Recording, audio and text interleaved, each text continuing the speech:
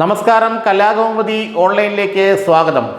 നിലമ്പൂരിൽ UDFന്റെ വിജയത്തിന്റെ സമ്പൂർണ്ണ അവകാശി മുസ്ലിം ലീഗ് തന്നെയാണെന്ന് ആ പാർട്ടിയുടെ നേതൃത്വം അടിവരയിട്ട് പറഞ്ഞു കഴിഞ്ഞു.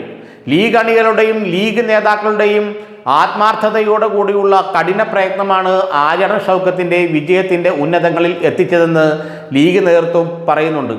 അത് ലീഗ് നേതൃത്വം പറയുക മാത്രമല്ല, നിലമ്പൂർ തിരഞ്ഞെടുപ്പ് പ്രചരണം വീക്ഷിച്ച എല്ലാവർക്കും അറിയാം, ലീഗിൻ്റെ ചിട്ടയായ പ്രവർത്തനമാണ് ആര്യാടൻ ഷൗക്കത്തിന് ഇത്രയധികം നേട്ടം ഉണ്ടാക്കി കൊടുക്കാൻ സാധിച്ചത്.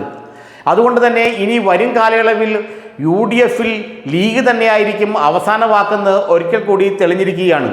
ലീഗിൻ്റെ സ്വാധീനം ഇടക്കാലത്ത് കോൺഗ്രസിലൊന്ന് ഇല്ലാതായിരുന്നു. VD സതീശനെ പോലെയുള്ള നേതാക്കൾ തലപ്പത്തേക്ക് വരികയും യുവ നേതാക്കൾ കോൺഗ്രസിനെ പിടിച്ചെടുക്കുന്ന അവസ്ഥ ഉണ്ടാവുകയും ചെയ്തപ്പോൾ ലീഗിൻ്റെ പ്രാമാണ്യം UDFൽ അല്പമൊന്ന് കുറഞ്ഞിരുന്നു. പണ്ട് ലീഗ് പറയുന്നതിനപ്പുറം, പ്രത്യേകിച്ച് മലപ്പുറം രാഷ്ട്രീയത്തിലും മലബാർ രാഷ്ട്രീയത്തിലും ലീഗിൻ്റെ അഭിപ്രായം ചോദിച്ചിട്ടേ കരുണാകരനും ആന്റണിയും ഉമ്മൻചാണ്ടിയുമെല്ലാം തീരുമാനങ്ങൾ എടുക്കുമായിരുന്നുള്ളൂ. എന്നാൽ ഇത്തവണ ലീഗിൻ്റെ അഭിപ്രായത്തിന്, ലീഗിൻ്റെ നിർദ്ദേശങ്ങൾക്ക് വലിയ വിലയൊന്നും കൊടുക്കാൻ VD സതീശനും കോൺഗ്രസിലെ യുവ തുർക്കികളും തയ്യാറായിരുന്നില്ല. അതിൻ്റെ അസംതൃപ്തി ലീഗിന് നന്നായുണ്ട്. എന്നാൽ ഇപ്പോൾ ലീഗ് അണികളുടെ ചിട്ടയായ പ്രവർത്തനവും കഠിനാധ്വാനവും ഒരേ മനസ്സോടെയുള്ള രാഷ്ട്രീയ നീക്കങ്ങളും കൊണ്ട് ആര്യാടൻ ഷൗക്കത്ത് വൻ ഭൂരിപക്ഷത്തിൽ നിലമ്പൂരിൽ നിന്ന് ജയിച്ചപ്പോൾ തെളിഞ്ഞത് ലീഗിൻ്റെ രാശി കൂടിയാണ്. ഇനി അത്ര പെട്ടെന്നൊന്നും ലീഗിനെ മറികടന്ന് ചിന്തിക്കാൻ കോൺഗ്രസിന് കഴിയില്ല. PV അൻവറിനെ UDFലേക്ക് എടുക്കണമെന്ന് ലീഗ് നേതൃത്വം പലതവണ ആവശ്യപ്പെട്ടിട്ടും അതിനെ ചിരിച്ചു തള്ളാൻ VD സതീശന് തുണയായിരുന്നത് ലീഗിന് കാര്യമായ ശക്തി, അല്ലെങ്കിൽ പഴയതുപോലെ ഒരു ശക്തി UDFൽ ഇല്ല എന്ന് തിരിച്ചറിഞ്ഞുകൊണ്ടാണ്. മാത്രമല്ല, ഭരണവിരുദ്ധതുകാരം കോൺഗ്രസിനെ നന്നായി തുണയ്ക്കുമെന്നും സതീശൻ കണക്ക് കൂട്ടിയിരുന്നു. എന്നാൽ ഇപ്പോൾ PV അൻവർ ഏതാണ്ട് ഇത്രയധികം 12,000-ലധികം വോട്ട് പിടിക്കുകയും ആര്യാടൻ ഷൗക്കത്ത് വിജയിക്കുകയും ചെയ്തതോടെ ലീഗ് അണികളുടെ പ്രാധാന്യം അവിടെ വർദ്ധിക്കുകയാണ്.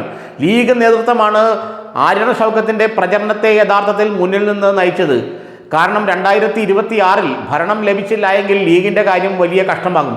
അതുകൊണ്ട് നിലമ്പൂരിലെ വിജയം CPMന് ഉണ്ടായാൽ അത് അവർക്ക് വലിയ ആത്മവിശ്വാസം നൽകുമെന്നും മൂന്നാമതൊരു ഭരണം കൂടി പിണറായി വിജയൻ്റെ നേതൃത്വത്തിൽ കേരളത്തിലുണ്ടാകുമെന്നും അത് ലീഗിന് ചിന്തിക്കാൻ കഴിയില്ലെന്നും പിന്നെ ലീഗ് രാഷ്ട്രീയമായി തന്നെ വലിയ പ്രതിസന്ധിയെ നേരിടുമെന്നും അവർക്ക് മനസ്സിലായി. അപ്പോൾ എന്തു വില കൊടുത്തും ആര്യാടൻ ഷൗക്കത്തിനെ വിജയിപ്പിച്ചുകൊണ്ട് കേരളത്തിലൊരു ഭരണവിരുദ്ധ വികാരമുണ്ടെന്നും അതുവഴി 2026-ൽ UDF തന്നെ അധികാരത്തിലെത്തുമെന്നുള്ള ഒരു ധ്വനി അവരുടെ അണികൾക്കിടയിൽ വളർത്താൻ ഷൗക്കത്തിൻ്റെ വിജയം സഹായകമാകുമെന്ന് ലീഗ് കരുതി. അല്ലെങ്കിൽ തങ്ങളുടെ അണികളെ പതിയെ CPM പിടിച്ചെടുക്കുമെന്ന് ലീഗ് ഭയക്കുകയും ചെയ്തു.